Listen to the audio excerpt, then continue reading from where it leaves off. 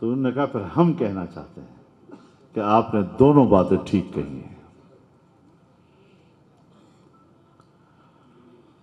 لیکن اس کے بعد ان دونوں باتوں کے لیے جواز بتانا چاہتے تھے کہ ایسا ہماری ضرورت ہے۔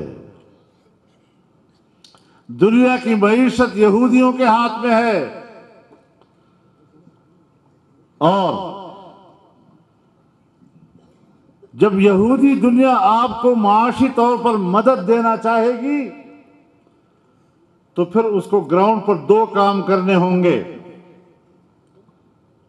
ایک کہ آپ کی زمین پر بھی ایک کاروباری طبقہ ہو۔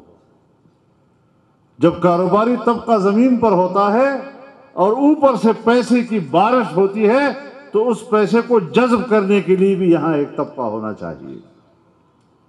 یہ ان کا فلسفہ تھا، مجھے ابھی سمجھ میں نہیں آتی یہ بات، یہ کہ ان کی باتیں کہہ رہا ہوں۔ اور دوسرا یہ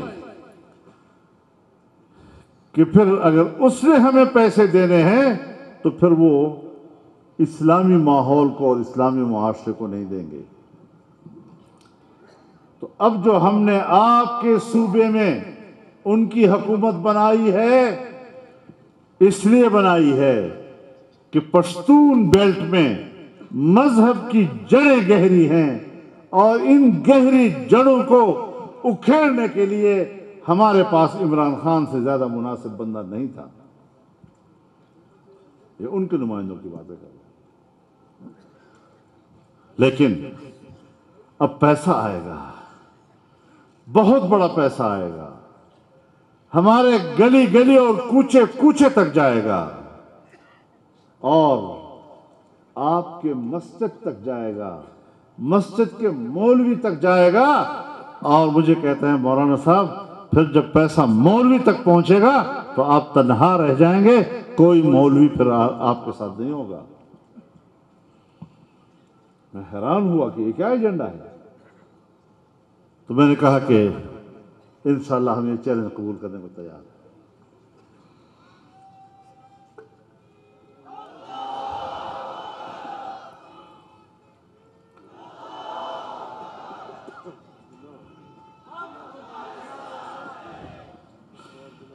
پھر اس کے بعد پیسہ آیا،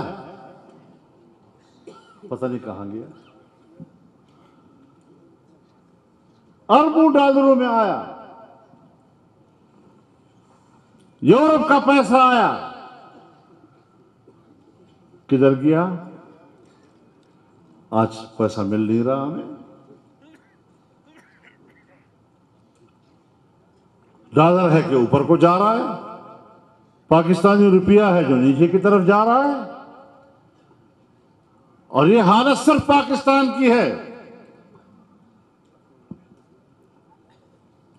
یہ حالت انڈیا کی نہیں ہے، یہ حالت چین کی نہیں ہے، یہ حالت بنگلہ دیش کی نہیں ہے، یہ حالت انڈونیشیا کی نہیں ہے، یہ حالت ملیشیا کی نہیں ہے، یہ حالت ایران کی نہیں ہے۔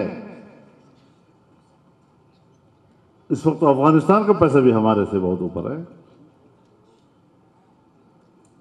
صرف اس ماحول میں ایک ہم کیوں گر رہے ہیں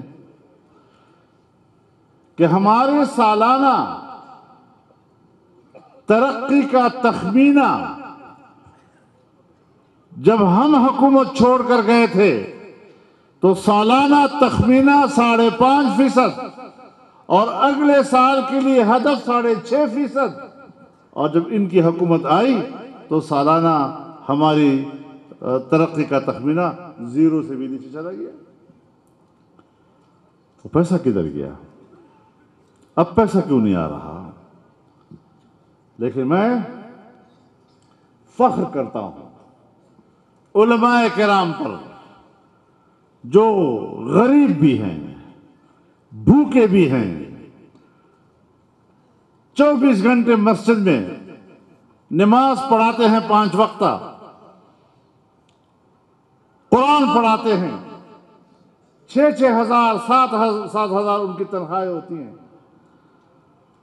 ان کو ماہانہ 10,000 کا روزی اعزازیہ دینے کا فیصلہ ہوا، یقین جانیے پورے صوبے کے تمام علماء کرام نے چھوٹا ہو بڑا ہو دیہات میں ہو شہر میں ہو بیٹھ کر اجتماعی طور پر اس کو مسترد کر دیا کہ ہم نہیں لیں گے.